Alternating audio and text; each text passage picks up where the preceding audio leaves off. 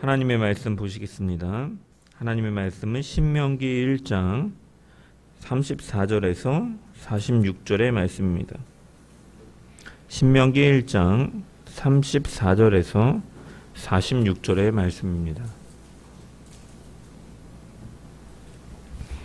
제가 하나님의 말씀을 봉독합니다.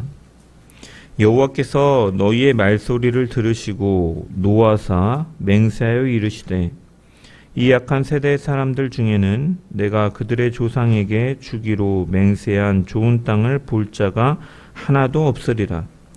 오직 여분네의 아들 갈렙은 온전히 여호와께 순종하였은즉 그는 그것을 볼 것이요 그가 밟은 땅을 내가 그와 그의 자손에게 주리라 하시고 여호와께서 너희 때문에 내게도 진노하사 이르시되 너도 그리로 들어가지 못하리라. 내 앞에 서 있는 눈의 아들 여호수아는 그리로 들어갈 것이니 너는 그를 담대하게 하라. 그가 이스라엘에게 그 땅을 기업으로 차지하게 하리라. 또 너희가 사로잡히리라 하던 너희의 아이들과 당시의 선악을 분별하지 못하던 너희의 자녀들도 그리로 들어갈 것이라. 내가 그 땅을 그들에게 주어 산업이 되게 하리라.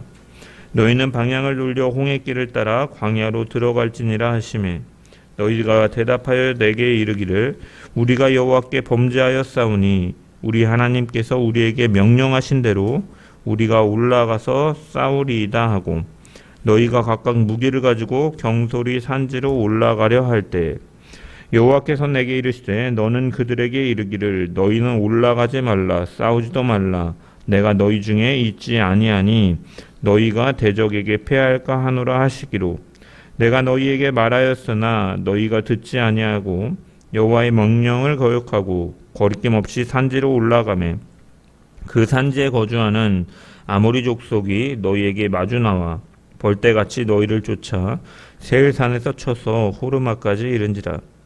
너희가 돌아와 여호와 앞에서 통곡하나 여호와께서 너희의 소리를 듣지 아니하시며 너희에게 귀를 기울이지 아니하셨으므로 너희가 가데스에 여러 날 동안 머물렀나니 곧 너희가 그곳에 머물던 날 수대로니라. 아멘. 말씀을 통한 주의 은혜와 평강이 모인 성도들 가운데 넘치기를 축원합니다. 지난주에 우리는 신명기 1장 19절부터 33절의 말씀을 통해서 말씀을 거부하는 마음에 대해서 살펴보았습니다. 하나님께서는 호렙에서 너희가 이 산에 거한 지 오래니 돌이켜 떠나라 라고 말씀하시고 광야길을 지나서 가데스 바네아 곧 약속의 땅 바로 앞까지 친히 인도하셨습니다. 이제 이스라엘에게 남은 것은 올라가서 차지하라 두려워하지 말라는 명령에 응답하는 것뿐이었습니다. 그러나 그들은 나아가지 않습니다. 하나님의 약속보다 눈앞의 현실이 더 크게 보였고 급기야 여호와께서 우리를 미워하신다라는 말까지 쏟아내었습니다. 오늘 본문은 그 이후의 모습을 다루고 있습니다. 멈추었던 그들이 우리가 범죄하였도다. 이제 올라가 싸우리이다 하고 선언합니다. 이것은 언뜻 보면 신앙적인 결단처럼 보입니다. 그러나 하나님은 이미 올라가지 말라 내가 너희 중에 있지 아니하니 라고 말씀하신 후였습니다. 이스라엘의 모습은 말씀하신 방향을 향하는 것처럼 보이지만 그것은 하나님께서 인도하시는 걸음이 아니라 하나님의 동행을 의지하지 않고 나아가는 걸음이었죠. 우리는 이 본문에서 세 가지를 살펴볼 것입니다. 말씀을 거부하면 어떠한 일이 벌어지는가? 그리고 하나님 없는 결단은 자기 확신에 불과하다라는 것, 그리고 그 끝이 어디로 향하는가를 우리는 살펴볼 것입니다. 이 말씀 앞에서 우리 자신을 돌아보고 다시 하나님의 말씀을 따라 살아가는 자리로 나아가게 되기를 주의 이름으로 간절히 축원합니다. 34절의 말씀을 다시 보면 여호와께서 너희의 말소리를 들으시고 노하사 맹세하여 이르시되 라고 시작하고 있습니다. 여기서 먼저 주목해야 할 것은 너희의 말소리를 들으시고 라는 표현입니다. 여기서 언급되는 말소리는 27절에서 이미 나온 내용입니다. 이스라엘 백성들은 장막 중에서 원망하면서 서로 모여 속삭이듯 여호와께서 우리를 미워하심으로 우리를 멸하려 하신다라고 말했습니다. 그들의 말은 공개적인 자리에서 나온 것이 아니라 각자의 삶의 자리, 장막 안에서 은밀한 자리에서 흘러나온 말들이었죠. 하지만 본문은 하나님께서 그 말소리를 들으셨다라고 말씀합니다. 은밀한 자리에서 나눈 말이었지만 하나님 앞에 숨겨지지 않았다라는 것이죠. 그리고 하나님은 그들의 행동만을 보신 것이 아니라 그들의 말과 그 말에 담긴 마음을 보신 것입니다. 사무엘상 16장 7절의 말씀을 보면은 이새의 집에 간 사무엘이 다윗의 형제들을 보면서 겉모습을 기준으로 왕으로 세우려고 기름을 부으려 합니다. 이때 하나님께서는 뭐라고 말씀하십니까? 사람은 외모를 보거니와 나 여호와는 중심을 보시느니라 라고 말씀하죠. 하나님은 겉으로 드러나는 모습이 아니라 그 사람의 중심과 마음을 기준으로 판단하시는 분이시다라는 것이죠. 그래서 이스라엘의 문제는 가지 않았다라는 행동에 앞서서 이미 그들의 말과 마음에서 드러나 있었고 하나님은 그것을 분명히 보시는 분이었죠. 그래서 그들이 했던 말을 다시 보면 여호와께서 우리를 미워하심으로 멸하시려 하신다라고 말합니다. 이것은 가나안 땅 입성을 앞두고 두려운 감정의 표현이 아니죠. 하나님의 성품 자체를 뒤집는 전혀 다른 분으로 규정해버리는 하나님을 향한 왜곡된 해석입니다. 하나님께서는 출애굽 사건을 통해서 내가 너희를 내 백성으로 삼고 나는 너희의 하나님이 될 것이다 라고 말씀하시면서 언약을 맺으셨죠. 그러므로 그 출애굽의 구원은 하나님의 사랑과 신실하심을 드러내는 사건입니다. 광야길에서도 하나님은 그들을 버려두지 않으시고 만나를 내려 먹이시고 반석에서 물을 내시며 공급하셨고 구름 기둥과 불 기둥으로 그들보다 앞서가시며 길을 여시고 인도하셨습니다. 그 모든 역사가 이스라엘의 삶 가운데 새겨져 있었던 것이고 그들의 삶 전체가 하나님의 돌보심 안에 있었습니다. 그런데 지금 이스라엘은 그 모든 은혜를 완전히 뒤집어 버리고 있는 것이죠. 살리시기 위해 인도하셨던 길을 무엇으로 바꿉니까? 멸하시기 위해 끌고 나온 길로 바꾸어 버리죠. 하나님께서 신실하심과 사랑으로 자기 백성을 삼으신 언약을 가리켜서 버리기 위한 계획으로 해석합니다. 이처럼 불신앙은 단순히 믿지 않는다라는 소극적인 상태가 아닙니다. 하나님께서 이미 행하신 일을 적극적으로 재해석하죠. 그리고 그 해석이 쌓이면 결국 하나님이 어떠한 분이신지까지 왜곡하게 됩니다. 오늘 우리에게도 이러한 모습은 낯설지가 않습니다. 삶이 어렵고 길이 막힐 때 우리는 하나님을 어떤 분으로 해석합니까? 하나님께서 나를 왜 이 자리에 두셨을까라고 물을 때 내 마음속에 그려지는 하나님은 어떠한 분이시냐라는 것이죠. 상황이 하나님에 대한 우리의 인식을 흐리게 만들고 있다면 우리는 이미 이스라엘이 서 있던 자리에 있는 것이죠. 이처럼 이스라엘 백성들의 불순종에 하나님은 분노하십니다. 말소리를 들으시고 노하사 맹세하여 이르시되, 여기서 맹세하다라는 표현은 감정적인 반응을 강조하는 것 이상입니다. 성경에서 하나님께서 맹세하실 때는 그 말씀이 반드시 이루어지는 돌이킬 수 없는 선언을 의미합니다. 예를 들어서 창세기 22장을 보면 하나님께서 아브라함에게 내가 나를 가리켜 맹세하노니 라고 말씀하시면서 복을 아브라함에게 약속하시죠. 하나님께서 자기 자신을 걸고 말씀하신 그 약속은 그렇기 때문에 반드시 이루어지는 확정된 말씀이죠. 왜냐, 하나님은 어제나 오늘이나 영원토록 변함없으신 신실하신 하나님이시기 때문에. 그래서 이 본문에서 하나님께서 맹세하셨다라는 것은 단순히 화를 내신 것이 아니라 언약의 기준에 따라서 그들을 판단하시고 그 결과를 확정하신 것을 의미를 갖고 있죠. 그렇다면 확정하신 판결의 내용이 무엇입니까? 35절을 보면 이 악한 세대 사람들 중에는 내가 그들의 조상에게 주기로 맹세한 좋은 땅을 볼 자가 하나도 없으리라 라고 말씀하죠. 여기서 악한 세대라는 표현은 도덕적으로 나쁘다라는 의미가 아니라 하나님을 신뢰하지 않는 세대, 말씀을 믿지 않는 세대를 가리키는 표현이죠. 그래서 히브리서 3장 19절의 말씀을 보면 이 사건을 히브리서 기자는 해석하면서 그들이 믿지 아니함으로 능히 들어가지 못한 것이다 라고 말씀하죠. 결국 이 판결의 이유는 무엇입니까? 하나라는 것이죠. 하나님을 향한 불신앙, 믿지 아니하였기 때문에 그들은 약속의 땅까지 왔지만 그 약속을 누리지 못하게 되는 것이고 이것이 바로 불신앙의 결과입니다. 이처럼 하나님은 말씀을 거부하는 마음을 가진 자들은 결국 하나님께서 약속하신 그 축복을 누리지 못하고 그 길에서 벗어나게 되는 것이죠. 하지만 하나님의 말씀은 여기서 멈추지 않습니다. 두 사람은 예외로 언급합니다. 36절에 보면 갈렙에 대해서 이렇게 말씀합니다.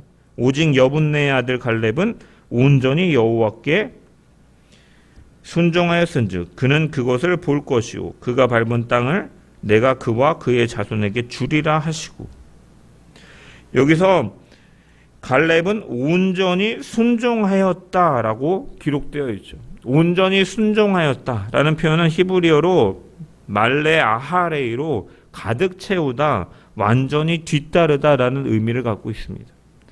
절반만 따르거나 애매하게 따르거나 상황에 따라서 이렇게 따르기도 했다가 안 따르기도 했다가가 아니라 조건 없이 끝까지 따르는 것이죠. 그리고 38절에서는 여호수아도 동일하게 언급되죠. 그는 그리로 들어갈 것이라.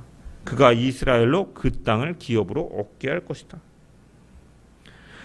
이 갈렙과 여호수아에 관해서 민수기 13장과 14장에서는 그 자세하게 기록하고 있죠. 그들은 왜 들어가게 되었는가? 정탐꾼들의 보고가 있었고 백성들의 반응이 있었고 이에 대해서 갈렙과 여호수아는 자신들의 옷을 찢으며 믿음을 선포하고 나아가자라고 하고 백성들이 그들을 돌려쳐 죽이려고 하는 그러한 모습까지 구체적으로 나타납니다.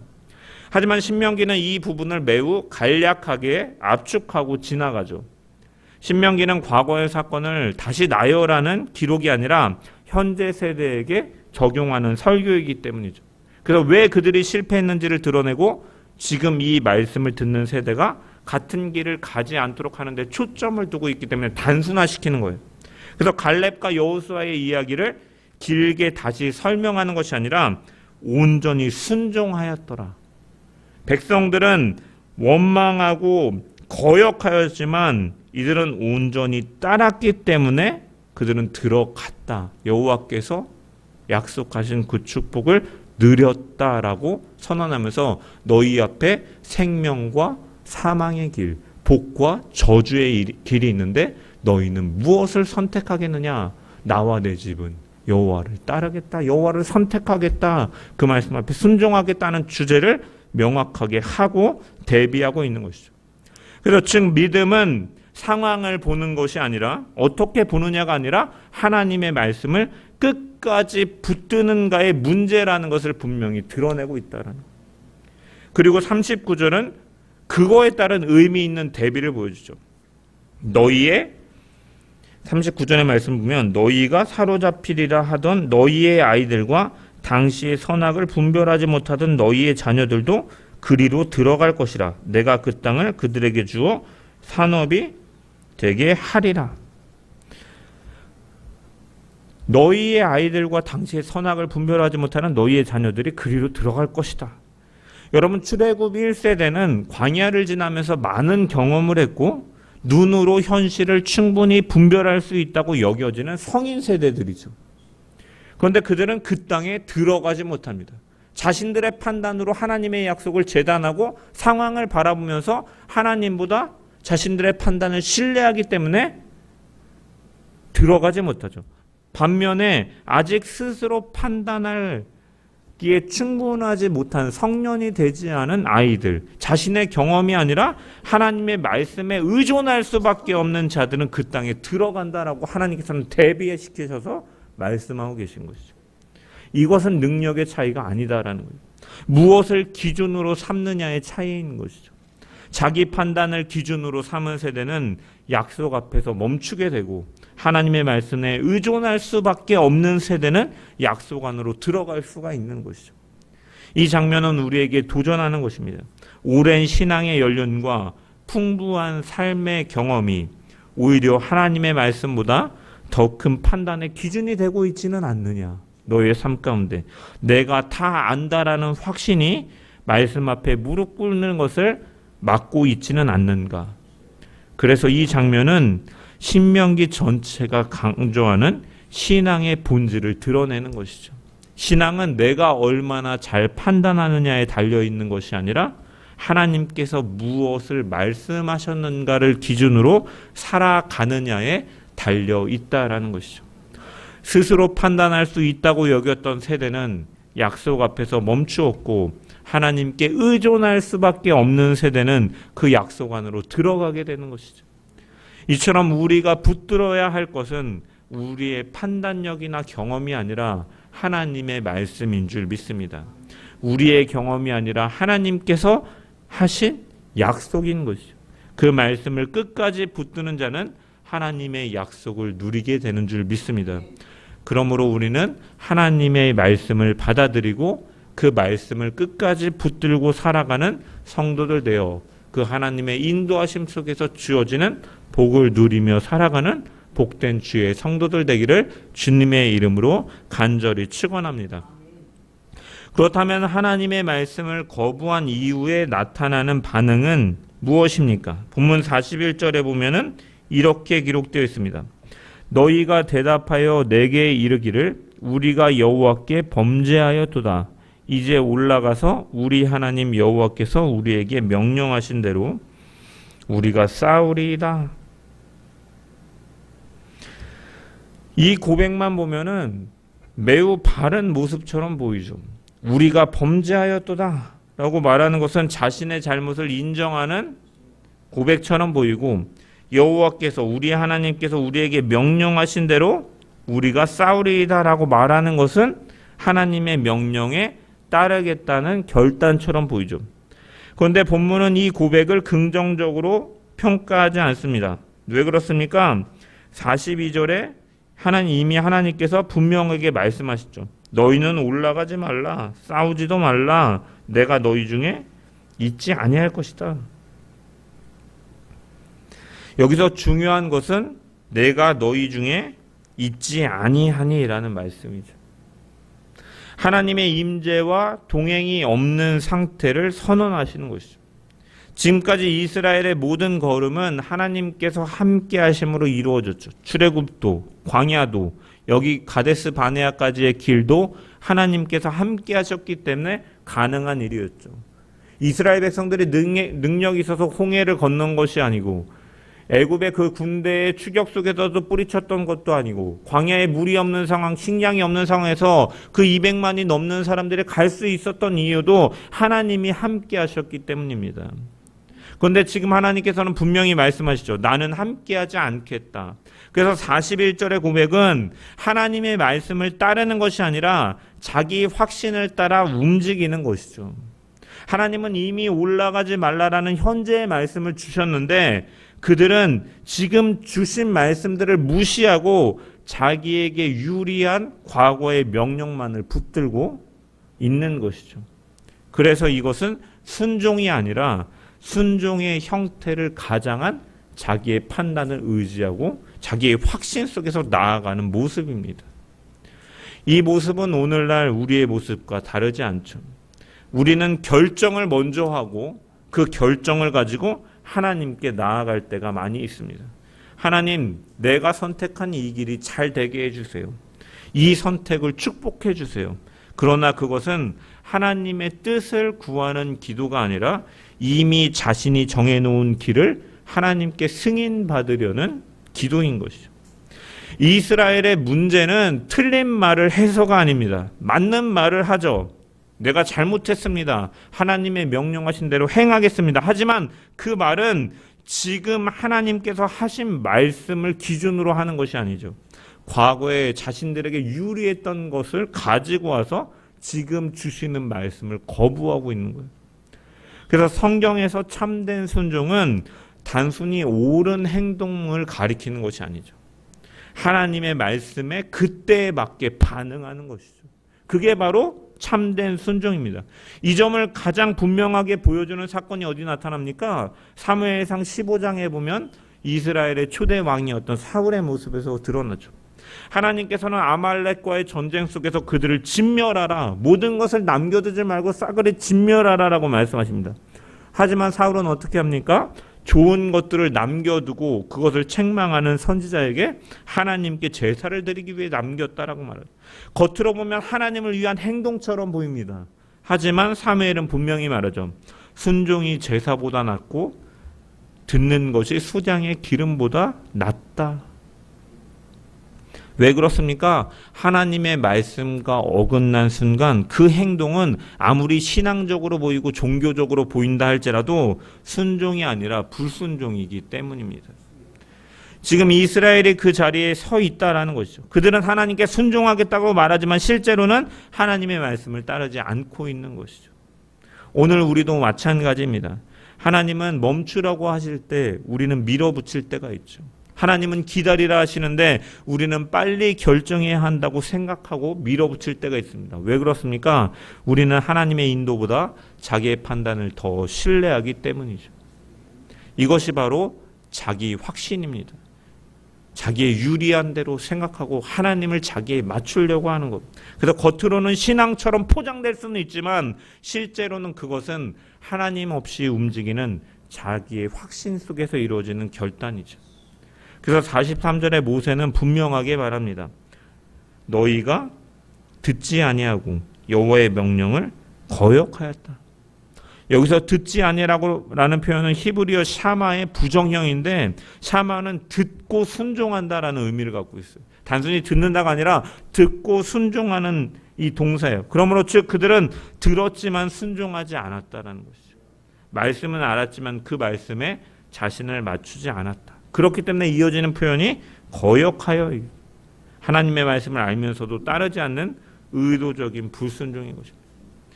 우리는 이 말씀 앞에서 우리의 신앙을 돌아보아야 합니다. 나는 하나님의 말씀을 듣고 그 말씀에 따라 움직이고 있는가? 아니면 내가 옳다고 판단한 길을 하나님께 가져다 붙이고 있는가? 말씀을 따라가는 삶은 내가 원하는 방향을 하나님께 인정받는 삶이 아니라 하나님께서 말씀하신 그때 그 뜻에 맞게 순종하며 반응하는 삶인 것입니다. 하나님 없는 결단은 아무리 신앙적인 모습으로 보이고 포장된다 할지라도 그것은 자기 확신에 불과합니다. 하나님의 말씀을 따라 하나님께서 함께 하시는 걸음으로 살아가는 성도들 되기를 주의 이름으로 간절히 축원합니다. 이렇게 하나님의 말씀을 거부하고 그 이후에 자기 확신으로 결단하여 나아간 결과는 무엇으로 나타납니까? 본문 44절에 보면 이렇게 기록되어 있습니다. 그 산지에 거주하는 아모리 족속이 너희에게 마주 나와 벌떼같이 너희를 쫓아 세일산에서 쳐서 호르마까지 이른지라. 여기서 벌떼같이라는 표현은 단순한 패배를 말하는 것이 아니라 방향도 이 벌떼는 어떻습니까? 우리가 통제할 수 없죠. 어디로 날라와서 침을 꽂을지 모르는 상황, 통제할 수 없는 상황, 피할 수 없는 무너짐을 의미하는 표현이죠. 하나님 없이 나아간 걸음은 결국은 아무것도 감당할 수 없는 상태로 드러나게 된다라는 것이죠. 중요한 것은 이 결과가 군사력의 차이로 인해 나타난 것이 아니다라는 것. 이미 하나님께서 42절에 내가 너희 중에 있지 아니하니라고 말씀하셨죠. 이 결과는 그러므로 싸움의 단순한 전투의 실패가 아니라 하나님의 임재가 없는 상태에서 나타나는 필연적인 결과를 보여주는 것이죠. 하나님이 없는 상태에서 나아가는 것은 결국 아무것도 감당할 수 없다라는 것을 보여주는 것이죠. 성경은 계속해서 이와 같은 원리를 말씀합니다. 이스라엘이 강해서 이기는 것이 아니라 하나님께서 함께 하실 때에 이기고, 이스라엘이 약해서 지는 것이 아니라 하나님이 함께 하시지 않을 때 무너지는 것이죠. 여리고 성과의 전투에서는 이기지만 아이 성과의 전투에서 실패하는 것도 마찬가지입니다. 그래서 이 패배는 단순한 사건이 아니라 하나님 없이 나아간 결단이 어떠한 결과를 가져오는가, 하나님 없는 상태의 모습은 어떠한 결과를 가져오는가를 보여주는 사건이죠. 그리고 이 장면은 오늘 우리에게 낯설지 않습니다.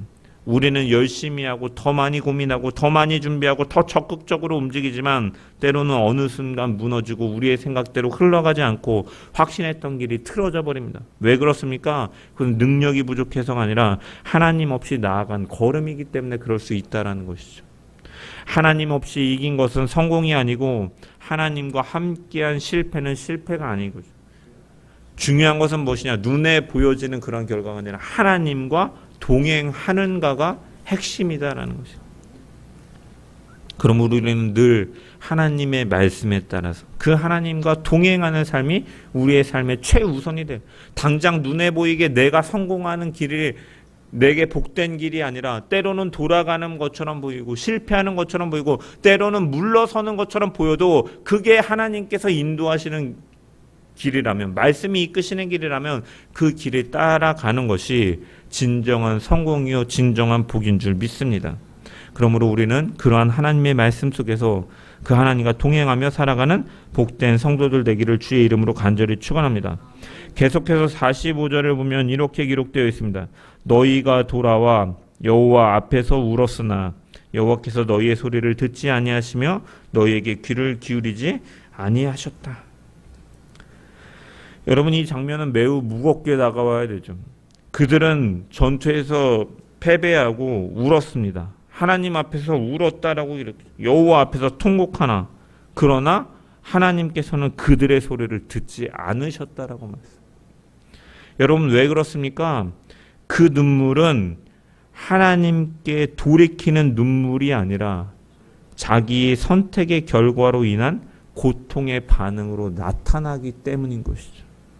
하나님께서 이미 말씀하셨을 때는 듣지 아니하고 말씀을 거부하고 자기 길로 나아갔다가 그 결과가 나타난 이후에야 하나님을 찾는 것이죠. 성경은 이 패턴을 반복해서 보여줍니다. 아모스 선지자를 통해서 하나님은 이스라엘에게 거듭 말씀하시죠. 너희가 내게 돌아오지 아니하였느니라.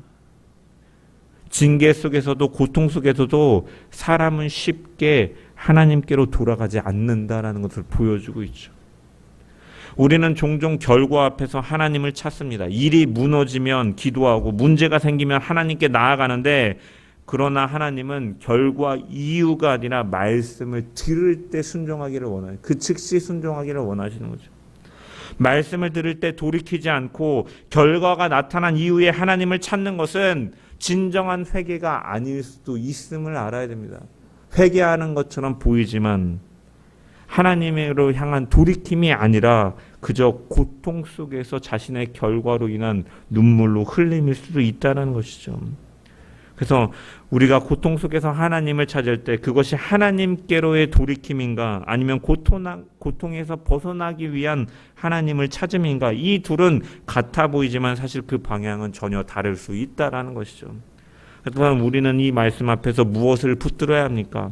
신명기 전체를 통해서 모세는 한 가지를 반복합니다. 기억하라. 하나님께서 어떻게 인도하셨는지를 기억하면서 그것에 대한 그 기억과 은혜를 날마다 붙든 속에서 그 은혜가 오늘의 은혜가 되어서 그 말씀 앞에 날마다 반응하는 삶으로 순종하며 나아가라라고 말씀하고 있는 것이죠. 이스라엘이 무너진 근본 이유는 상황이 어려웠기 때문이 아닙니다.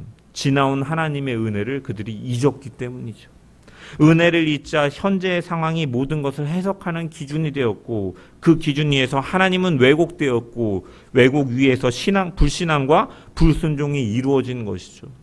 은혜를 잃어버린 자리에 두려움이 들어왔고, 두려움이 들어온 자리에 하나님이 아닌 상황이 주인이 되고 자신이 주인이 되고 있는 것이죠. 그래서 신명기는 끊임없이 기억하라라고 말을 합니다. 여기 기억하라는 명령의 히브리어는 자카르인데 단순히 과거를 회상하라라는 것이 아닙니다. 과거의 사실을 현재 실제로 경험하는 것을 가리킵니다. 하나님께서 그때 행하셨다면 지금도 동일하게 행하신다라는 것을 믿음으로 이어지는 것이죠. 기억은 단순히 머릿속에 떠올리는 것이 아니라 그 은혜가 오늘의 나를 붙드는 힘이 되는 것이죠. 그런데 이 기억은 인간의 노력으로 유지되는 것이 아닙니다. 하나님의 말씀과 그 은혜로 새롭게 하실 때 살아나는 기억이죠. 그래서 우리는 늘 하나님께서 우리에게 말씀하시는 하나님의 말씀을 붙들고 날마다 우리에게 그 진리를 조명하시고 깨닫게 하시는 성령의 힘입어서 그 은혜가 오늘 살아가는 우리를 붙드는 은혜가 될 수 있도록 늘 구하며 은혜를 구하며 나아가야 될 줄 믿습니다. 이스라엘의 비극은 은혜를 경험하지 못해서가 아니라 누구보다 하나님의 은혜를 많이 경험했지만 출애굽을 눈으로 보았고 만나를 실제로 먹었고 구름 기둥을 따라 걸었지만 그 은혜가 지금 이 상황을 해석하는 기준이 되지 못했다는 것이죠. 과거에 하나님을 경험했지만 지금의 어려움 앞에서 그 경험한 힘을 잃어버리는 것이죠. 그래서 눈앞의 현실이 더 크게 보이고 하나님은 작아진 것입니다. 우리가 흔들리는 이유는 상황이 어렵기 때문만은 아닙니다. 지나온 은혜가 오늘의 은혜가 되지 않고 있기 때문일 수도 있습니다. 하나님께서 나를 어떻게 부르셨는지, 어떻게 붙드셨고 지금까지 인도하셨는지를 기억하면서 그 은혜가 지금 내가 서 있는 이 자리를 새롭게 해석하는 기준이 되어야 될 줄 믿습니다. 하나님께서 그때 함께 하셨다면 지금도 함께 하시는 분이신 줄 우리는 믿고 나아가야 됩니다. 하나님께서 그때 인도하셨다면 지금도 인도하시는 분임을 우리는 확실히 믿어야 됩니다. 그 고백이 살아있을 때 우리는 상황에 흔들리지 않고 하나님의 말씀을 따라 걸어갈 수 있는 줄 믿습니다. 말씀을 마무리합니다. 오늘 본문이 보여주는 이스라엘의 모습은 우리에게 낯설지 않은 모습입니다. 우리도 하나님의 은혜 안에서 여기까지 왔습니다. 그런데도 우리는 말씀 앞에서 멈추는 순간들이 있죠. 신앙적으로 들리는 말 뒤에 자기 확신의 유혹을 감추는 그 자기 확신을 감추는 유혹들이 있음을 우리는 사실은 알고 있습니다. 우리도 결과가 나타난 이후에야 하나님을 찾는 패턴도 우리의 삶 가운데 나타나기도 하죠. 그러나 오늘 이 말씀은 내가 옳다고 생각하는 판단이 아니라 하나님께서 지금 하시는 말씀이 기준이 되는 삶, 내 경험과 연륜이 아니라 하나님의 약속을 끝까지 붙드는 믿음, 그리고 그 걸음마다 내가 너희 중에 있다 말씀하시는 하나님의 임재 안에서 나아가는 순종이 참된 것임을 분명하게 드러내고 있습니다. 신앙은 내가 얼마나 잘 판단하느냐에 달려있지 않습니다. 하나님께서 무엇을 말씀하셨는가를 기준으로 그때에 맞게 반응하는 것이 신앙이요 참된 순종입니다. 자기 확신은 언젠가 반드시 벌이 쏘듯이 무너지는 날이 옵니다. 그러나 하나님의 말씀 앞에 세워진 순종은 그 땅에 마침내 발을 내딛는 갈렙과 여호수아의 발걸음이 되는 줄 믿습니다. 지나온 은혜를 오늘의 은혜로 붙들고 그 은혜 위에서 지금 주신 말씀에 순종하며 살아가는 성도들 되기를, 하나님의 임재 안에서 동행 속에서 한 걸음 한 걸음 나아가는 복된 성도들 되기를 주의 이름으로 간절히 축원합니다.